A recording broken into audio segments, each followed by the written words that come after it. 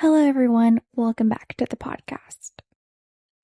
In this podcast, similar to the last few filmed, we will be starting in not the best light of subject, but it is a pretty big part in my life on things that I've experienced in my struggles. So we'll kind of be picking up where we left off. Now, in the last episode, I shared one of the hardest moments of my life. In the middle of that darkness, God showed me that my story wasn't over. That moment became a turning point, but it wasn't the end of that battle. Even after realizing God still had a purpose in my life, my mind didn't suddenly become peaceful.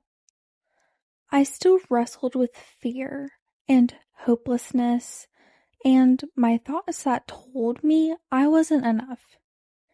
And healing did not happen overnight. It was a process of learning to trust God one day, one prayer, and one step at a time. Before we go any further, I wanted to say something to anyone listening who might be carrying those same kinds of thoughts. Please don't carry them alone. Reach out to someone you trust, a friend, a family member, a pastor, a counselor, a mentor, or another safe person. There is absolutely no shame in asking for help. I know it can feel like no one understands, but people do care. And your life has incredible value. And I know that I'm so thankful that I didn't let one painful season become the end of my story. And I truly believe God has a purpose for yours too. As I look back now, I can see that God was doing something I couldn't see then. He wasn't wasting my pain. He was using it to shape me. So before we officially resume where we left off, I wanted to read a verse out of James. This is James chapter 1, verses 2 through 4. Consider it pure joy, my brothers and sisters, whenever you face your trials of many kinds, because you know that the testing of your faith produces perseverance. Let perseverance finish. Okay, so James was not saying that the suffering is enjoyable or that Christians shouldn't pretend pain doesn't hurt. He was saying that we can have joy because of what God is doing through the trial, not because the trial itself is good. And that's kind of exactly where my story picks back up. I wish I could tell you that after everything I shared in the last episode, that I woke up the next morning and everything was better. But that wasn't my reality. It was a journey.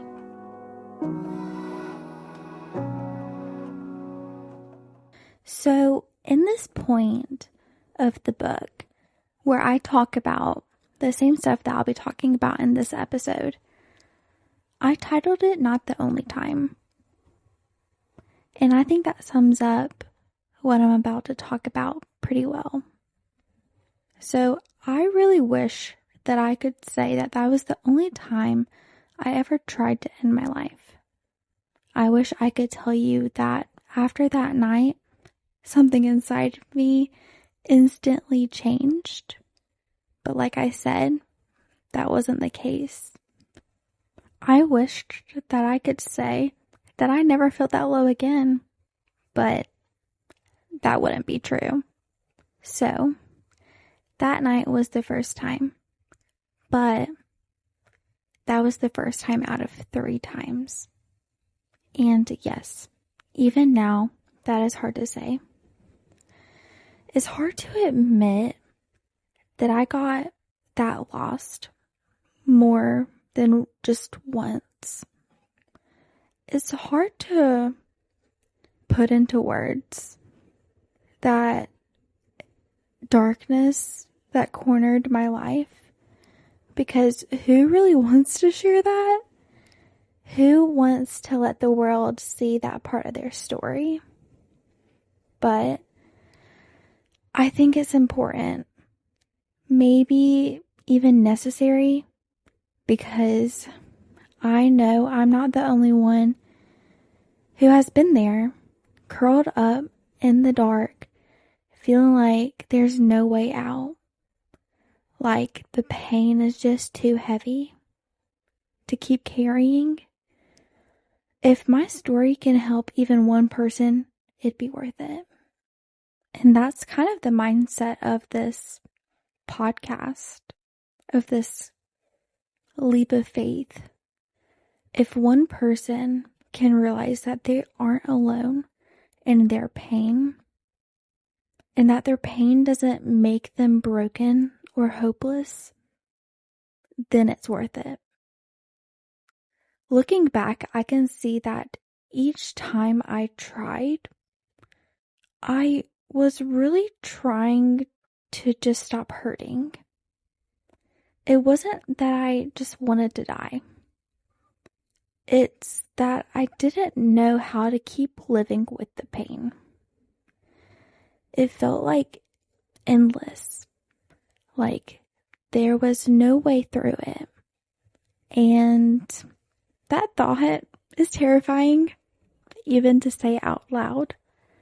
And the scary thought is you can start to believe the only way to make it stop is to make yourself stop. But I can't stress enough how that's a lie. It's simply not true. A cruel, convincing lie. Because hurting yourself doesn't fix the pain. And it doesn't end it. It just passes it on.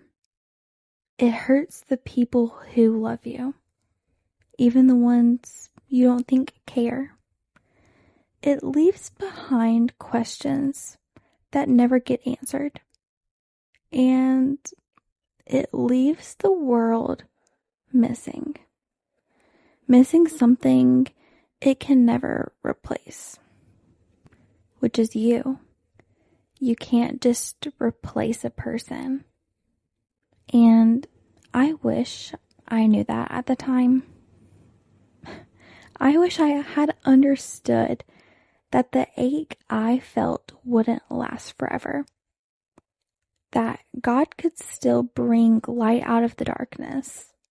Hey, that He was even in the darkest places with me. But I didn't know that then. I didn't know how to reach out for help or how to tell someone what was going on inside of me. I think I thought that silence was strength. I thought surviving alone meant I was strong, that I didn't need help, and that was something to boast about. But the truth is, silence only made the darkness louder. And slowly, I started to slip right back into that space again. So, the weeks after what I'm calling my first attempt, I pretended like everything was fine. Like I mentioned before, I laughed with people and went about my days. I tried to convince myself it was behind me. But the sadness did not disappear. The honest, best way that I could describe it is it just hid for a while.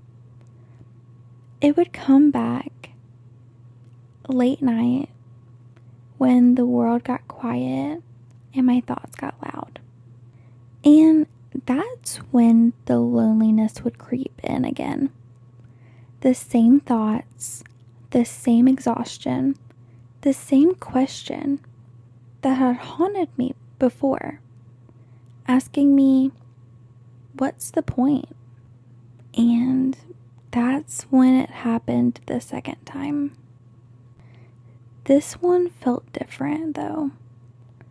There wasn't as much panic. It wasn't as sudden. It was surprisingly quieter and almost calmer, which in some ways made it even scarier. It didn't come from chaos. It came from emptiness, from being so tired of feeling like I didn't belong anywhere. I still believed I had to handle everything on my own. I still believed no one could understand. But just like that first time, God was still there. I didn't know in the moment. I couldn't see it, but He was already working in the background, refusing to let my story end. Not to laugh about something serious or to make jokes, but I did change it up the second time. Though I was so panicked, I had already told my parents the next day. So here's the story. It happened on an ordinary night. One of those nights where everything looked normal on the outside, but inside I was slipping back into that deep, heavy sadness again. The same sadness that had almost taken me before. I was alone in my bed, taking my nightly medication, like usual, trying to settle my thoughts before going to sleep. But that night, something in me broke again. It didn't happen by plan. I didn't sit and think it through. It just happened out of sadness, out of exhaustion, out of that deep, aching feeling that I didn't belong anywhere.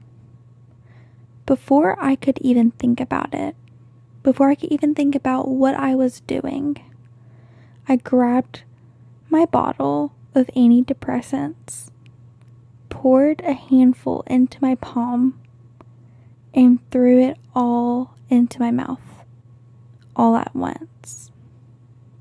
It was like my body moved before my mind even caught up. And then, as my mouth filled completely with pills, I suddenly realized what I had done. I could even taste the bitterness of them. Thinking back, I had felt them sitting so heavy on my tongue, in my mouth, and it hit me.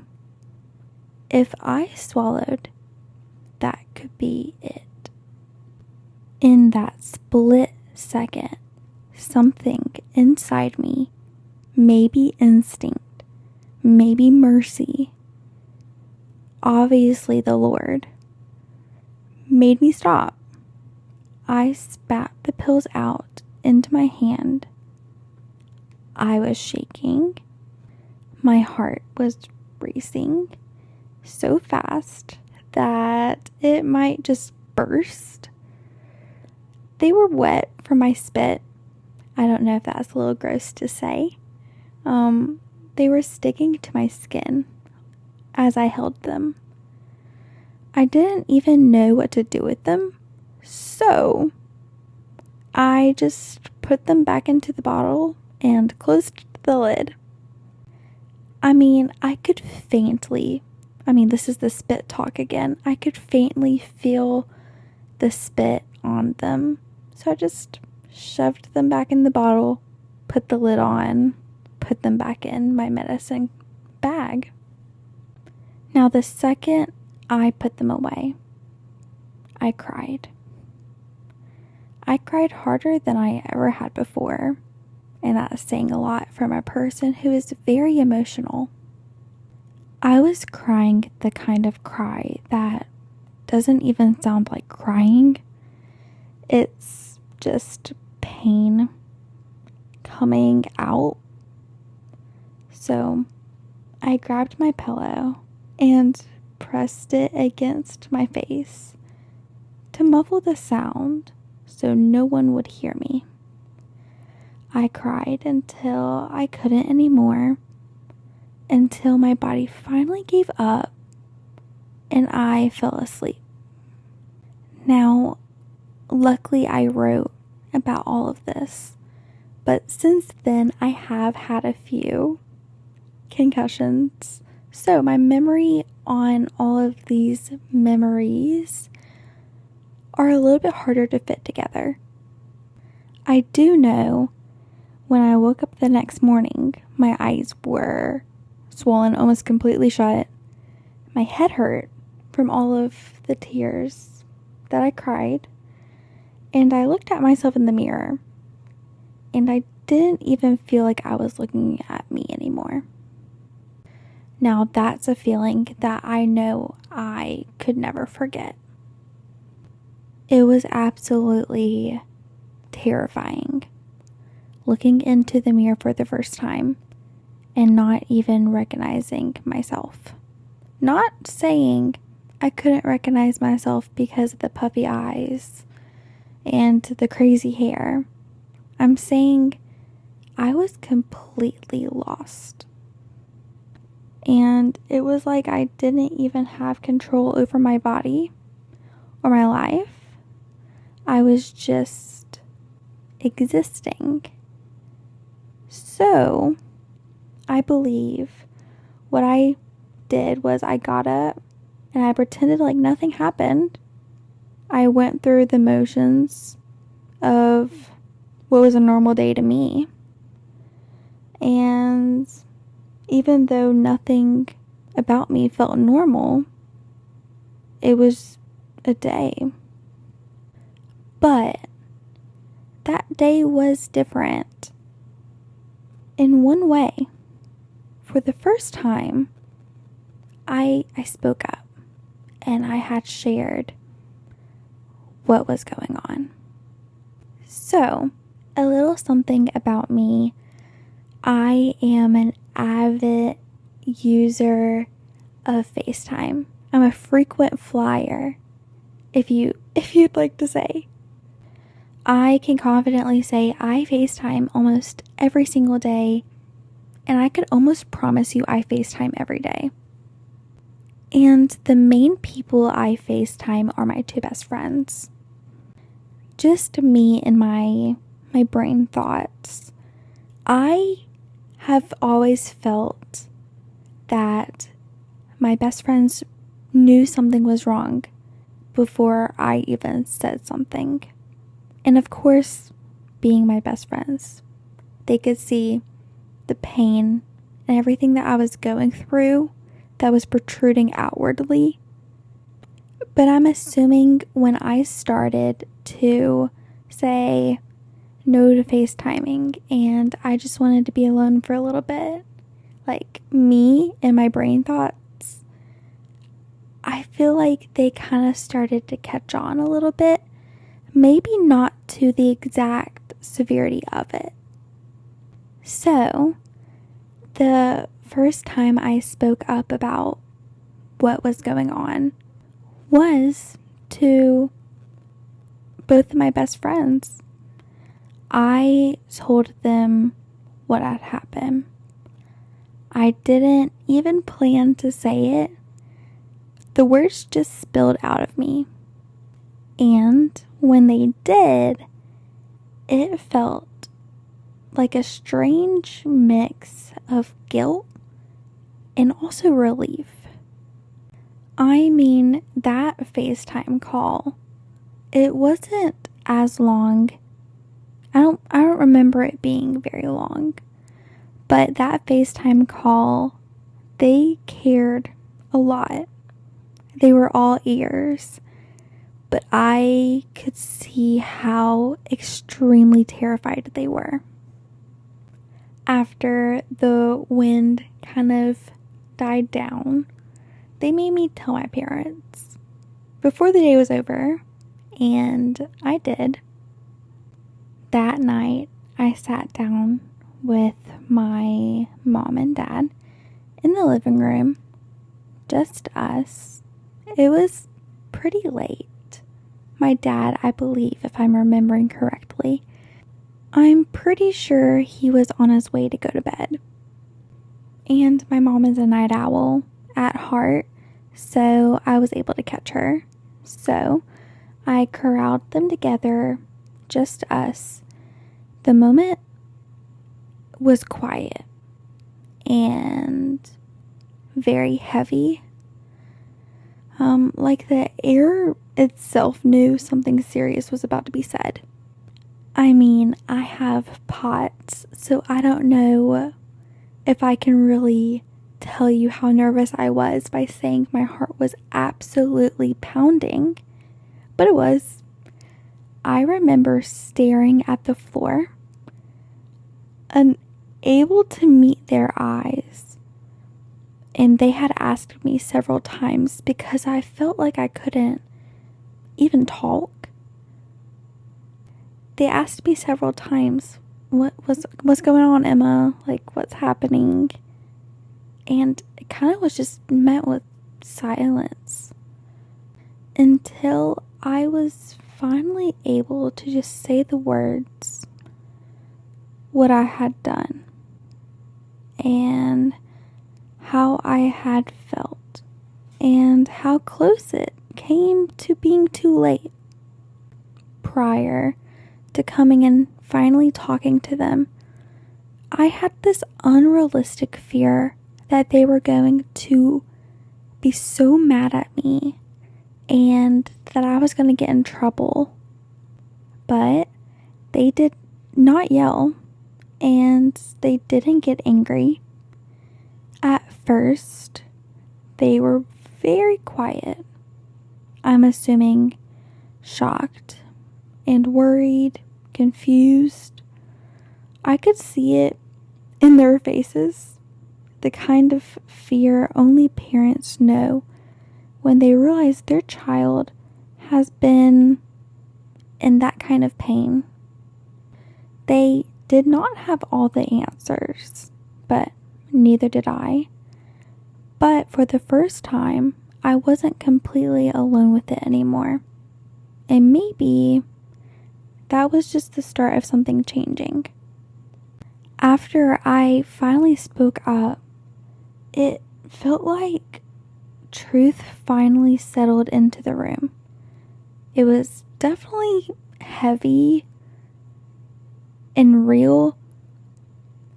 For the first time, I think my parents truly saw the depth of the pain that I had been carrying. Or at least to me at the time, it felt like that. That it wasn't just sadness anymore. It was exhaustion and a kind of brokenness that words couldn't hold. I can't exactly remember the time frame on how many days in between it was, but recently after that had passed, my conversation with my parents and I, my mom brought me to a family friend's house, a dear friend of ours and a minister at our church. This woman I'm talking about has always kind of played a big sister role in my life. And the car ride leading up to her house, mind you, late at night, I was absolutely gut-wrenchingly nauseous, thinking about how I had to tell her what was going on in hopes that it would help, but in fear that she would view me differently. So I remember sitting on her couch. That night, my hands were kind of twisted in my lap, and my heart was pounding, but per usual, I was definitely trying to fight it. I started to talk, not just to her, not just to my parents, but to myself for the first time. That was the night I actually spoke out loud the amount of pain I had only whispered to God about in the dark. And that was only if I could even work up the courage to talk to God about it.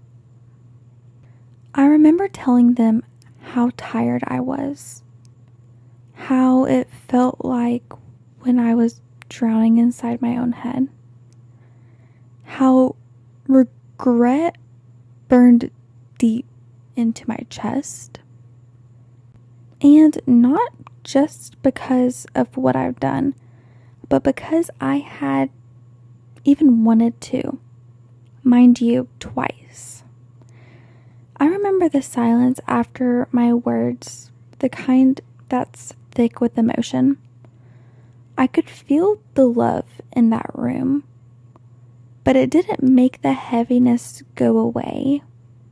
If anything, it made it slightly more intimidating. I was so lost and wrapped up in my emotions that it almost made it heavier to talk about. This is just all of my thought process as I am starting to just now talk about it. Instead of just the pain that I was feeling, I carried my guilt, and the guilt for scaring people that I loved, and the guilt for wanting to end something God had given me. Guilt for thinking that maybe faith wasn't strong enough to pull me out. I felt like less of a Christian and less of a person. I thought, how could someone who believes in God feel this broken? That night was very good for me. Being seen and feeling the warmth and love from somebody who I cared about and looked up to. We discussed a lot of different outcomes, and we had long,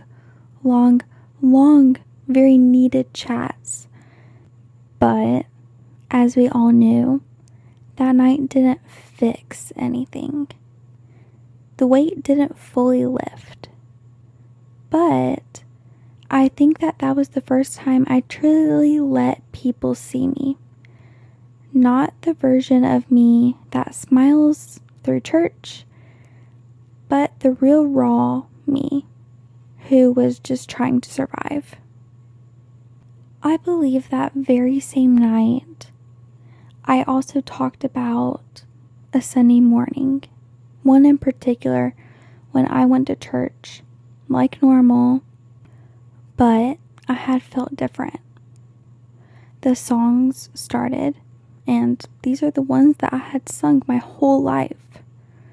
These are the ones that usually brought me peace, but this time I couldn't do it.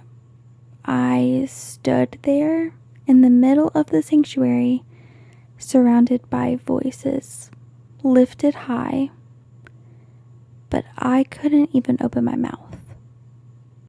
The words on the screen felt heavy, almost like I didn't recognize them. I wanted to sing them. I really did.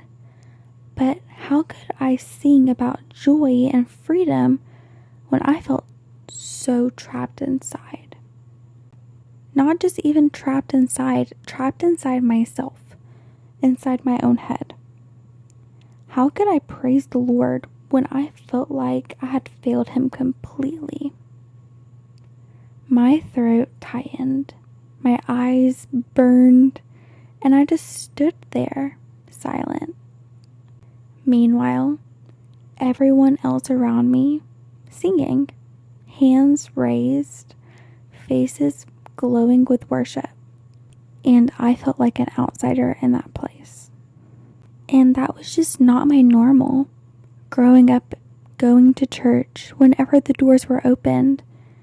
That used to make me feel like home. But I think the best way I can describe it, shame wrapped around me, almost like a blanket I couldn't throw off. I thought I didn't deserve to sing the words, that I didn't deserve to feel joy, because if I sang those lyrics, I would be a liar. I thought singing what I didn't even believe in would make me a horrific person. I have such strong memory thinking that I thought maybe God didn't even want to hear my voice anymore. I had disappointed him in that I had questioned his plan and his purpose and his love, and was standing there undeserving. I felt the deepest kind of emptiness, not just sadness, but the feeling of being unworthy of grace. I don't know. Under deep down, under all the guilt and silence, a small part of me hoped that maybe God still saw me, because my head knowledge told me that, and that if I couldn't sing, he still heard my head. So the days after that Sunday felt like I was walking through fog, very thick fog, very heavy, and what felt like never ending, endless. I'd wake up with this same ache in my chest, like something scared inside of me had cracked. I wanted to pray, but even that felt too hard. When I tried, the words didn't come out right. Sometimes I'd whisper a few sentences, but most of the time, the best way I can explain it is it was just silence. I would sit on the edge of my bed, staring at the floor, whispering, "God, I don't know what to say." And then, quietly, saying, "Please." That one word carried everything. My fear, my guilt, my confusion, and that tiny desperate hope that maybe he still heard me. I think that was the hardest part. Feeling like I couldn't feel God anymore. And times, it still is, in full honesty. Before all of this, I could sense God. I could sense him in the small things, like worship, in the way the sunlight came through the window, or in laughter, like laughter of people I loved. But now, at that time, those things felt distant. I would see people at church smiling, raising their hands, eyes closed, and it felt like they were in a world that I wasn't in, or that I couldn't reach anymore. Oh, how I missed that world. And I tried being the quote-unquote good Christian. I tried reading my Bible, hoping maybe the words would put me back. But even scripture felt heavy. Every verse about joy or peace felt like it was meant for someone else. Someone that I thought was better. Someone who hadn't doubted God, or, for a lack of better words, wanted to die. I kept thinking I don't deserve peace and that I didn't deserve grace. My faith didn't disappear, but it definitely changed. It wasn't strong. It wasn't the confident kind of faith people talk about in testimonies.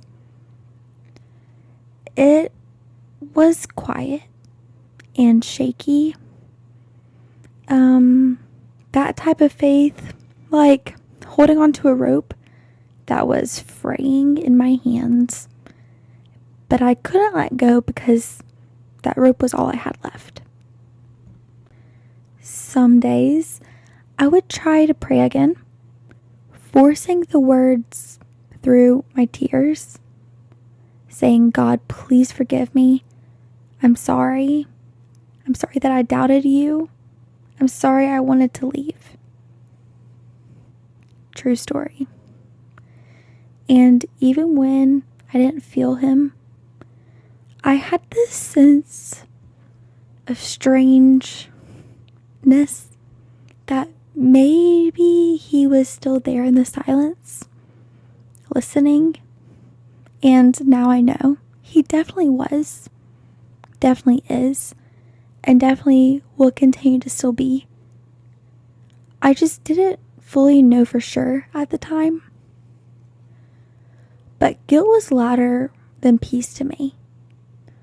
I felt it more when I closed my eyes at night, when I sat through another Sunday service, when I looked at my parents' face and saw the hurt in their eyes, just knowing my pain. It told me I was a disappointment to them, and to God, and to myself. And yet, somewhere deep down beneath all that noise was a small, trembling part of me that didn't want to give up, that physically couldn't end things permanently. I couldn't explain it, and I don't know if I fully can even now. Maybe it was faith, or maybe it was just the smallest piece of my heart still believing that God wasn't finished with me. Even when I couldn't pray, even when I couldn't sing in church, I listened. I got really good at listening, and that flicker stayed.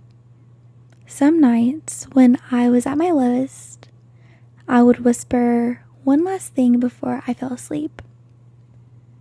It was normally, God, please don't leave me. Please don't give up on me. And somehow, even though I couldn't feel him, I knew he never did. I knew that he never left me. The darkness did not just lift one morning like people in the movies say it does. It stayed and it moved with me.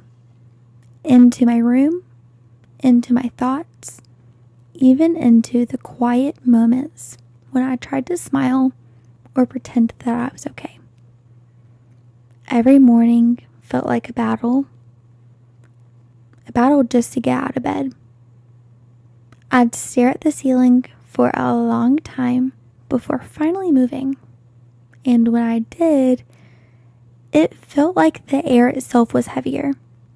Even brushing my hair or picking out clothes took effort that I did not have.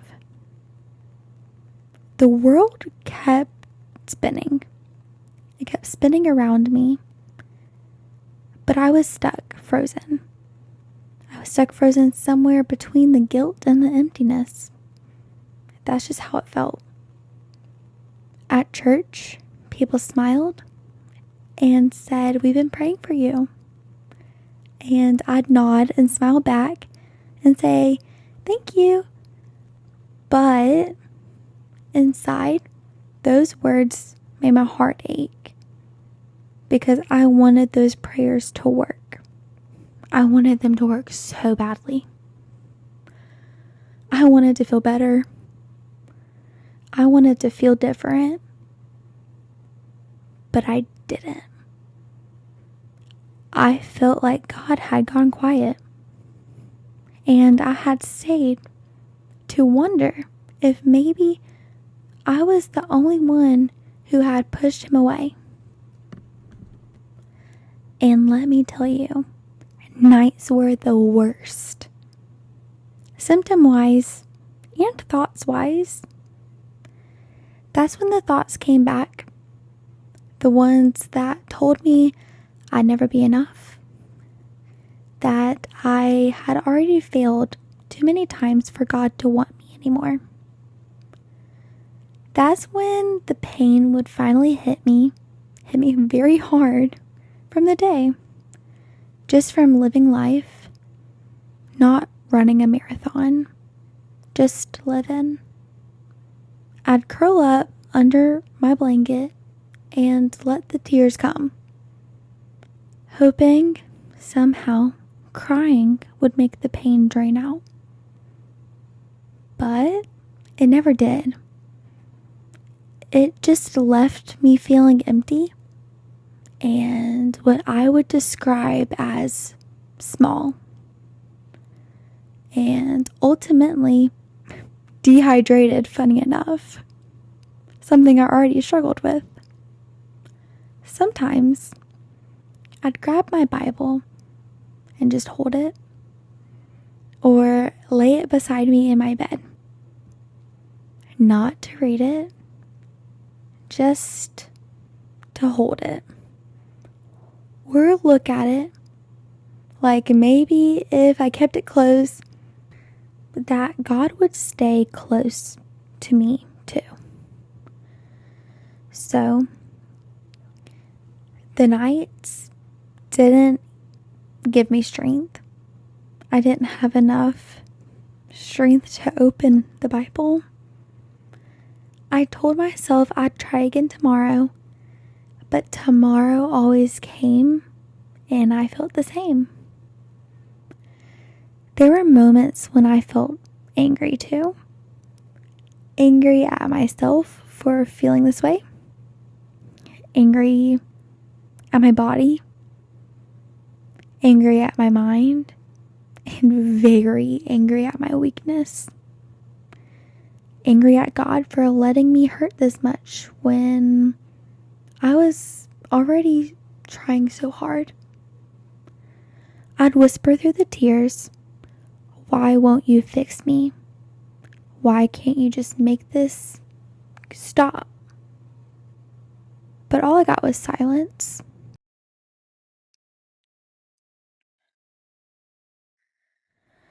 Silence was what broke me the most.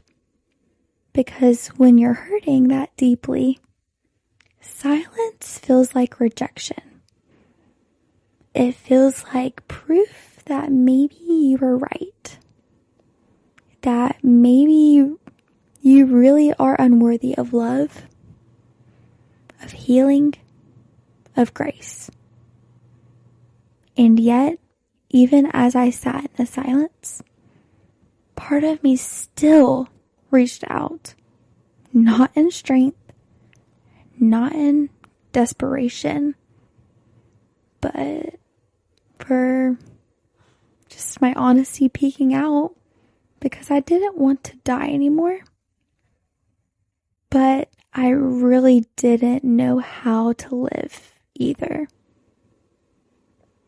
I was just existing, trying to hold on to a faith that, for me, felt too far away to touch. Now, how does one close after an episode so intense? In the next episode, I'll be talking about the days passing that kept looking the same and feeling the same, and how I just got so lost in it. God is really challenging me right now, to talk about those hard moments that I had kept purposefully secret for so long.